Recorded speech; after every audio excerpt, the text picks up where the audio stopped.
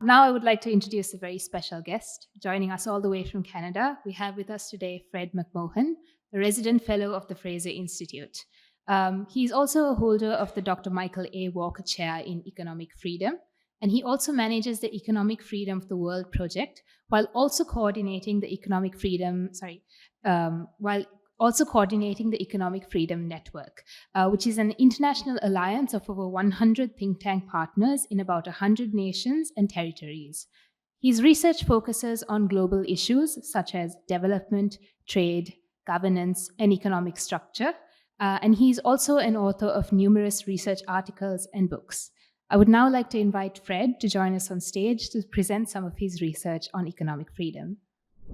Well, thank you. It's a tremendous honor to be here.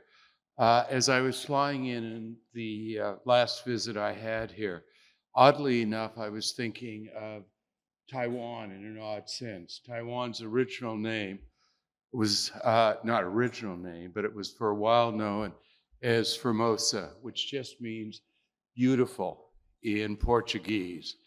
And certainly I have seldom seen a place as beautiful as Sri Lanka. You are all very lucky to live here. I'd like to thank so many people that are making this possible. Dan and I had a nice conversation this morning over coffee, and he briefed me on the situation here. You are so very, very lucky to have a group like Advocata pushing for policies that will make Sri Lanka prosperous and reduce poverty. The potential of Sri Lanka is amazing. The situation where you are could create a global hub here that could spur development in incredible ways and reduce poverty. The problem is, as was just noted, so many policies stand in the way of Sri Lanka developing its potential and creating immensely better lives for its citizens. And I will be going through some of those barriers. In particular, the previous speaker was talking about foreign investment and foreign trade. Unfortunately, the government of Sri Lanka has put barriers between Sri Lanka business and the rest of the world, as we'll see, that is reducing prosperity and opportunity here. So what I'm going to discuss is first, what is economic freedom? Secondly, why it's important. And then we'll look at Sri Lanka's record on economic freedom. What is economic freedom? Individuals have economic freedom when property they acquire without the use of force, fraud, or theft is protected from physical invasions by others, and they are free to use, exchange, or give their property so long as their actions do not violate the identical rights of others. That's a complicated way of saying economic freedom is simply the ability of individuals and families to make their own economic decisions, free of interference by government or powerful crony elites. We look at size of government and taxation. If government expropriates through taxation or other means too much of your property, reduces your economic freedom. Private property and the rule of law. This is the single most important area of economic freedom, because without the rule of law protecting the economic freedom of all, the rich and the powerful will take advantage of their positions to weaken the freedom and potential of others. And this also leads to corruption, a big problem in Sri Lanka, which I'll discuss later. Sound money. Boy, has Sri Lanka gone through problems with sound money over the last little while. Fortunately, things seem to be getting better, but the loose and odd monetary policy that was adopted for a while here created great damage. Hopefully, it will never happen again. Trade regulations and tariffs. Sri Lanka doesn't just need Sri Lanka as its marketplace. It needs the world as its marketplace to grow prosperous. And as I mentioned, there are too many barriers cutting Sri Lanka off from the world. Regulation of business, labor, and capital markets. Zero is not the optimal level of regulation, but complicated, discretionary regulations are extremely destructive and feed corruption. As noted, a big problem in Sri Lanka. If your application, if your ability to go ahead is at the discretion of a civil servant or anyone else, then there's someone to pay off. But if you're free to do what you wish, if there's no one's permission to ask, if the laws are clear, then there's no one to pay off. They can't alter the laws because they're clear, and you're free to make your own decisions. Very different. If there's someone whose permission you need, there's someone to pay off. If you can go ahead under clear guidelines, then there's no one to pay off. Now, the next is a little review of why economic freedom and free markets are so very important.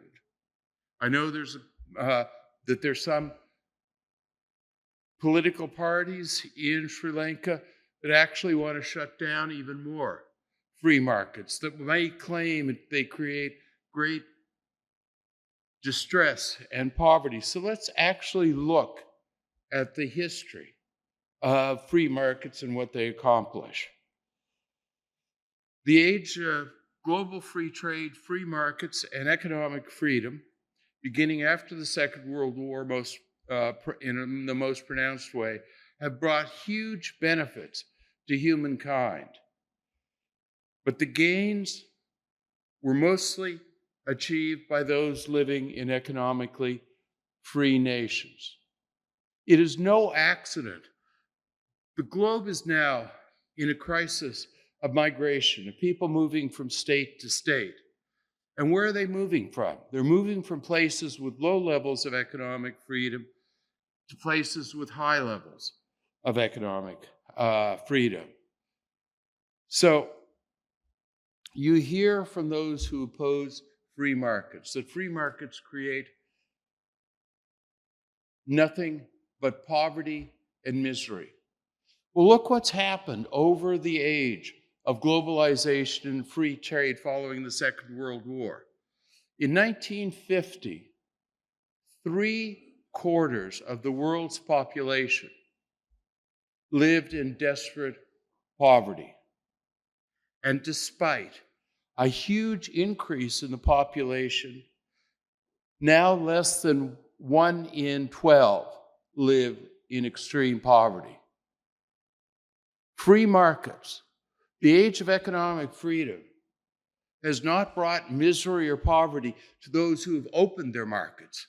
It has brought prosperity and reduced poverty. And where is that reduction the strongest? On the right side of your screen, it shows the level of poverty in the quarter least free nations. On the right side of your screen, it shows the reduction. It shows the least free nations, and on the left side of the screen, the most free nations. And what you see, well, if the critics of free markets and economic freedom were correct, where would poverty be concentrated? It would be concentrated in nations that have economic freedom, that have free markets, so they created poverty. In fact, looking at the left side of your screen, extreme poverty has almost disappeared in nations with free markets.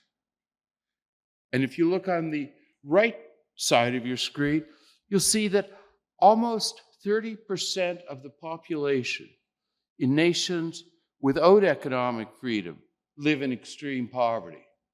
It's markets that reduce poverty, not government control. And here's another way to look at it. This is the income of the poorest 10% adjusted for purchasing power parity. And this is going to astonish some people, but the poorest 10% in the most economically free nations have an income of over $13,000 US a year.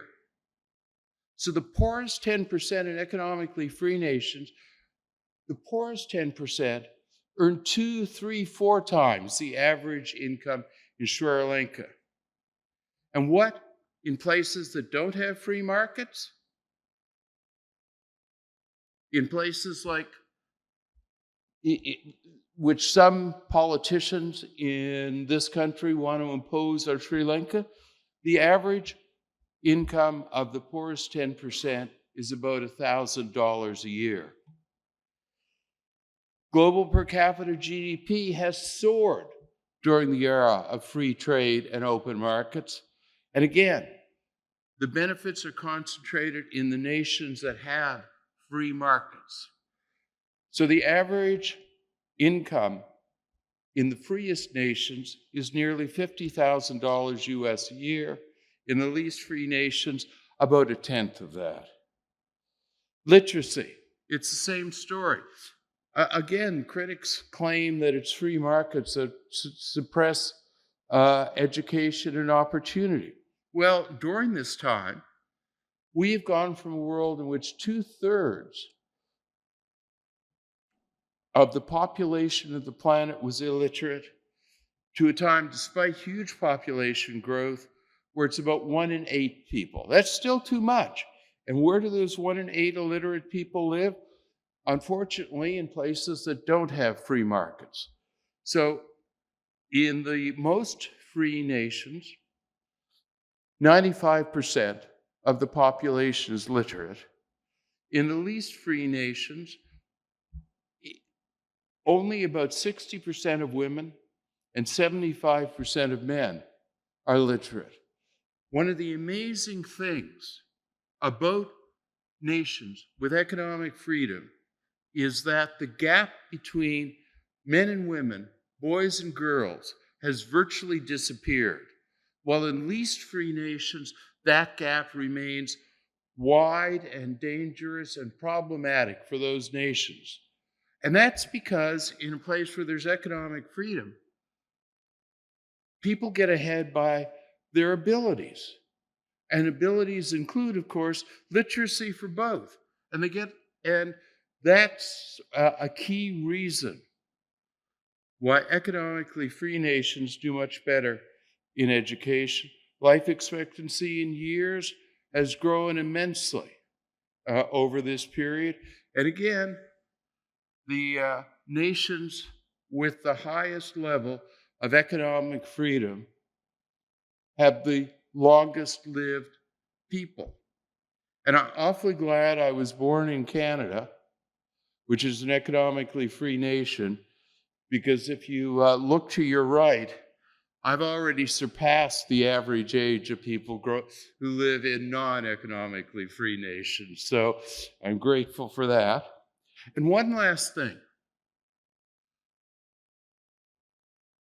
Those who oppose free markets may have given up to some extent on the economic arguments. You know, they go, oh, well, maybe economically free nations or free markets produce more prosperity, but really who cares about prosperity? What we care about is happiness. And how can anybody be happy in a free market? Well, as it turns out, research by sociologists who are not known for their friendliness to free markets have done a lot of research on what causes happiness. And one of the few variables that actually has a causal link to happiness is economic freedom. As you can see from this, as it turns out, people like to be in charge of their own lives. It makes them happier when they have a higher life satisfaction when they make their own decisions, rather than have a government official make the decisions for them. Now let's look at Sri Lanka. Sri Lanka ranks 116th out of 165 nations in economic freedom. Now, I wanted to compare Sri Lanka to Singapore because to some extent, Sri Lanka has the same opportunities given its location, its potential to be both a transportation and a financial hub because of its location. So I wanted to compare Sri Lanka to Singapore, and I also wanted to compare it to Denmark. You often hear people who oppose free markets say, oh, but look at the socialist Nordic nations. They're a great success, aren't they? Well, they are a great success, but they aren't socialist. In fact, leaders of the Nordic nations have pushed back hard when they've been called socialist. What's going on in the Nordic nations is that, yes, they have big government, but in every single other area, they're at the top of the class for economic freedom. By our index, Denmark, the poster nation for the Nordic nations, Denmark has the 7th most capitalist economy in the world. So, looking at overall economic freedom, and we all know the great story that Singapore is now number 1 in the world in economic freedom. Denmark is number 7. If you look next at the size of government, you'll see, yeah, Denmark has a huge government. Singapore has a larger government. And Sri Lanka actually ranks high in size of government. Now, I've had some discussions with people, and there's some skepticism over that. And that may be founded because there are things that we do not have data to measure, including internationally the number of government employees. And you have a huge number of government employees in Sri Lanka, and we can't put that in our index. Another factor that may be at play here is we look at what's affecting economic freedom today. In other words, your situation right now, rather than trying to project into the future. So we don't measure debts and deficits. Money you will have to pay off in the future that will reduce your prosperity and economic freedom in the future, but not a burden you're bearing now. And the other big factor is the only taxation levels that we have international data to measure are income tax. And income tax in Sri Lanka is very low, but as we just heard from the previous speaker, there are whole bunches of other taxation that interfere. Now, I actually think our measure is pretty accurate, despite the skepticism. I think one of the reasons that people in Sri Lanka feel that government is bigger because it interferes in so many things that don't require money to interfere in. It interferes in the regulatory environment immensely, lowering opportunity. Anyway, I accept that there's some controversy over that, but I don't think there will be controversy over anything else that we have here. In legal system, the most important aspect of economic freedom, Sri Lanka ranks 87th, Singapore 11, and Denmark 12. And one of the interesting things about Nordic nations is not only do they have a good and impartial legal system, but it's one that's very friendly to entrepreneurship, to investment, to free markets. Unfortunately, in gender disparity, and we saw what we saw in an earlier slide, the gap between men and women, boys and girls, in non-economically free markets. And that gap is reflected in Sri Lanka, which comes 91st in equal legal rights related to economic freedom for men and for women and men. This cuts out half of the population. It's like entering a unicycle in a bicycle race. It's not going to work very well. Sound money, as you would guess, given the recent history, Sri Lanka rates very lowly. Singapore and Denmark much higher. Trade freedom. This is what I was talking about before and related to the previous speaker's comments. Your regulations, the government's regulations here, and the way they're implemented and enforced cut Sri Lanka off from the rest of the world and the potential to do what the previous speaker was talking about. Out of the 165 jurisdictions that we measure, Sri Lanka comes in 156, right down at the bottom. And that's important in another way. I'm going to talk about corruption a little while. But when you set up a whole bunch of barriers between your nation and the rest of the world, and it's difficult to get anything in or out or done at the border, then my goodness, there's someone to pay off to get things across the border. And these regulations, these regulatory, official and unofficial barriers are a source of fuel for corruption. Regulation is another source of fuel for the exact same reason. If you have complicated, unclear, discretionary regulations, then there's someone to pay off to get through. Sri Lanka ranks 105th in the world in regulation on certainty.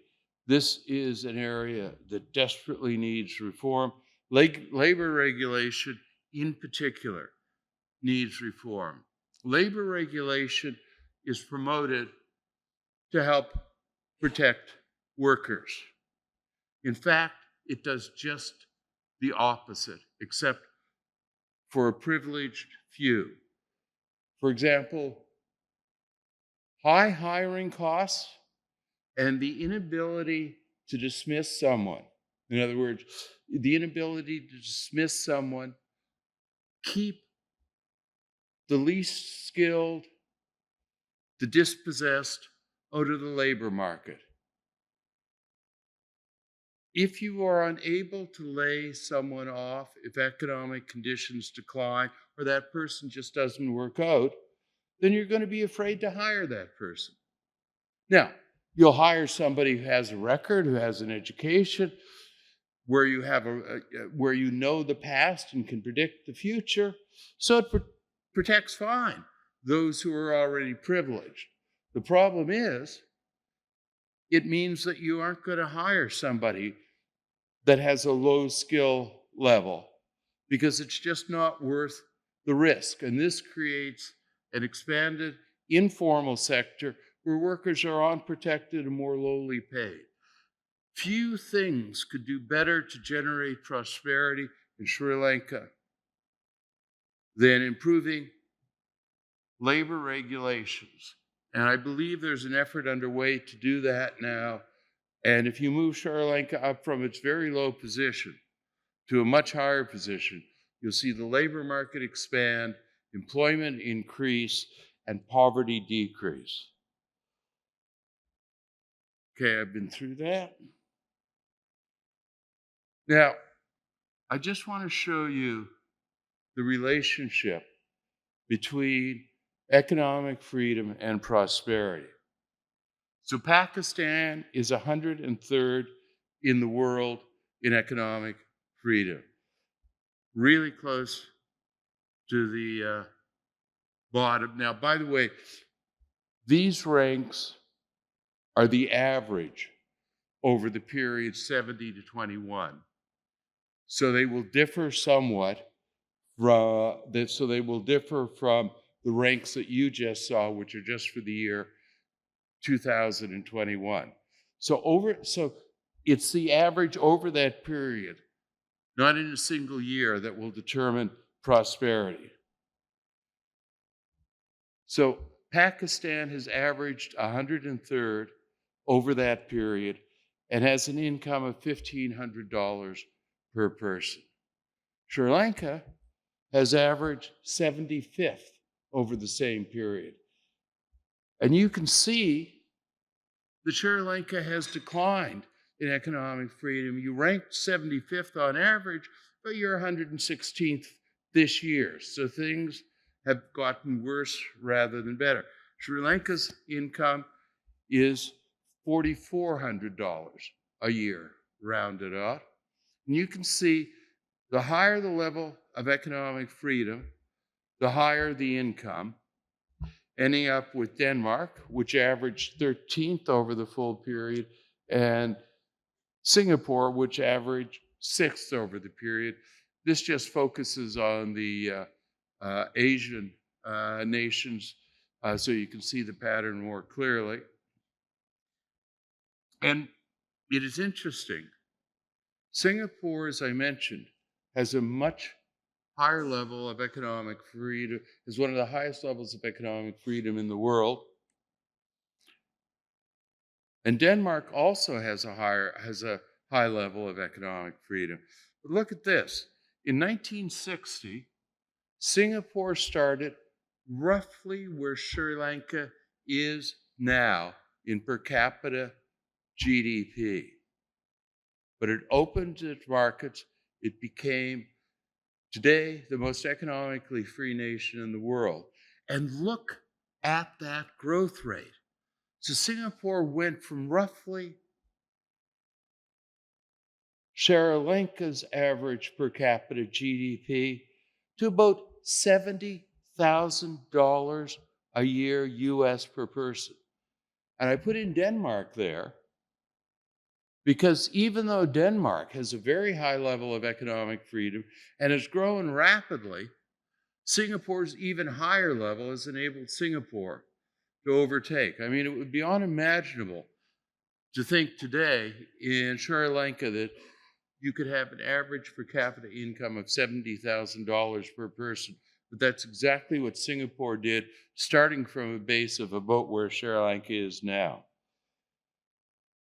I want to turn to corruption, which is a big issue here. As I mentioned before,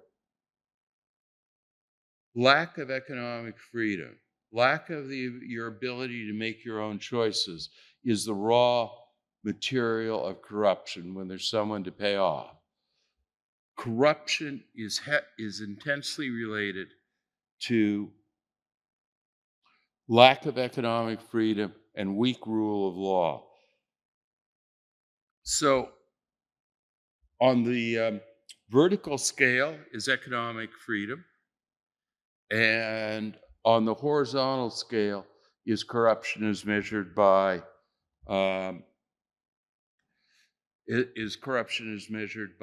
Transparency International. And you can see there's an immense, I mean, it's obvious, a huge relationship between economic freedom and lack of corruption. The most economically free nations have the lowest levels of corruption, and that's pretty much without exception. The nations with weak levels of economic freedom, including Sri Lanka, have very high levels of corruption because there's always someone to pay off. And same with the rule of law, where Sri Lanka is also very weak. It's interesting, I've got a trend line in there. Sri Lanka is almost exactly in both instances on the trend line. The exact relationship between lack of economic freedom and corruption. Just going to quickly go through Sri Lanka's scores compared to India, Malaysia, and Singapore.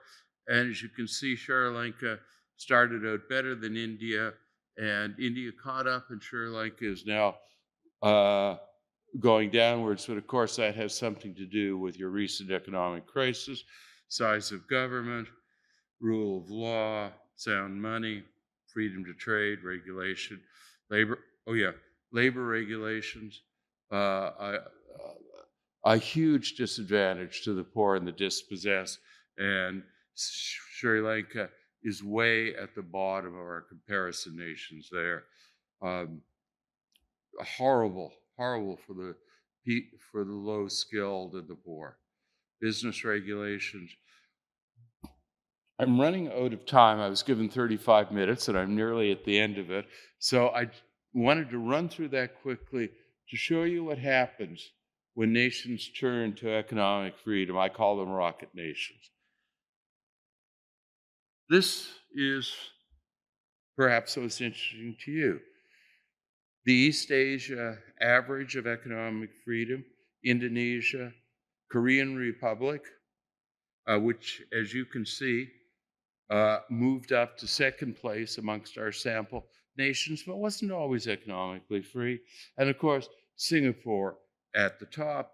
Sri Lanka is green at the bottom. So as you can see, it has amongst our sample nations the lowest level of economic freedom. And in recent years, due to the economic crisis, has gotten even lower. And look what happens, how closely growth is related to economic freedom. Singapore, the fastest growth, as already noted. South Korea, which has a middling high level of economic freedom, not nearly as high as Singapore, but it too has taken off like a rocket nation. Well, those without economic freedom, unfortunately, including Sri Lanka, have languished at the bottom of the growth charts. Same is true in Western Europe. Ireland was once thought of as an immensely poor nation. Interestingly enough, when Ireland shifted to economic freedom, the unions supported the move. And one union leader told me that it used to be in Ireland, before they opened their markets, that as soon as somebody graduated from a university, and these are almost his exact words, as soon as somebody graduated from a university in Ireland, they took a taxi to the airport to go to the United States or Great Britain, because that's where the opportunities were, because Ireland, and again, this is a union leader, because Ireland had a relatively low level of economic freedom. But as you can see here, Ireland undertook a massive reform program, supported all across society, as noted by including the unions, to increase economic freedom there. This is something Sri Lanka could do. And look at what happened. Ireland basically had a lower income than the EU average. And when it shifted in the late 80s and early 90s to increased economic freedom, what you just saw, it took off like a rocket ship. It is now one of the richest nations in the world. Same holds in sub-Saharan Africa. Botswana has consistently had the highest level of economic freedom in sub-Saharan Africa. Not in every year, but consistently over time, it is high. Another nation may temporarily jump up, but Botswana is always at the top. Look at the difference. Botswana started out in 1960 as one of the poorest nations in sub-Saharan Africa, about half the average income in sub-Saharan Africa. Sub-Saharan Africa, which, as you saw from this chart, lacks economic freedom, is hardly growing at all. But like Singapore, like Ireland, with a high level of economic freedom, Botswana took off like a rocket ship too. Now, you can tell me, well, Botswana has diamonds, and that's just well. Look, lots of sub-Saharan African nations have lots of resources. The Congo is one of the richest places in resources in the world. It's what you do with the resources, which is in part determined by economic freedom. So Botswana took off like a rocket ship. South America, no one is going to particularly like the way Chile moved to economic freedom under a dictatorship. But here we can see Chile move from a low level of economic freedom to the highest in Latin America, where Venezuela, once the richest nation in Latin America, went in the opposite direction. And there are people, I think, who want to adopt pretty much the Venezuelan model here, Bolivian socialism or some sort of Marxism. And this is the disaster that happened. And now Chile has the highest level of income in Latin America, while people are fleeing Venezuela, which was once by far the richest nation in Latin America. So with the right policies, the future could be bright for Sri Lanka, and it could become a rocket nation. So thank you very much. I have gone 10 seconds over my time, but so I appreciate your patience for that. Thank you.